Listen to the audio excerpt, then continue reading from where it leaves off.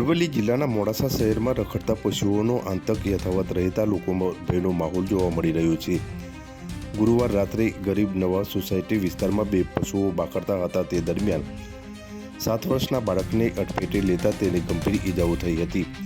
બાળકને તાત્કાલિક ખાનગી વાહનમાં ખાનગી હોસ્પિટલમાં ખસેડવામાં આવ્યો હતો।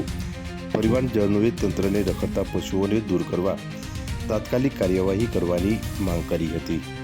મારું નામ મોહમ્મદ વસીમ રફીકભાઈ સુતાર છે।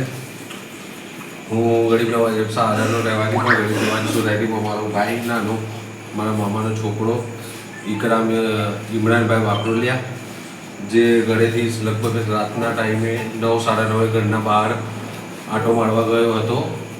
ત્યારે બે ગાયો આગલાઓ ઝઘડા કરતા હતા। ત્યારે એને અડફેટમાં લઈ લીધો અને સોસાયટીના વિસ્તારમાં અને મખદૂમ હાઈસ્કૂલના વિસ્તારમાં બધી જગ્યાએ ગાયોનો બહુ ત્રાસ છે।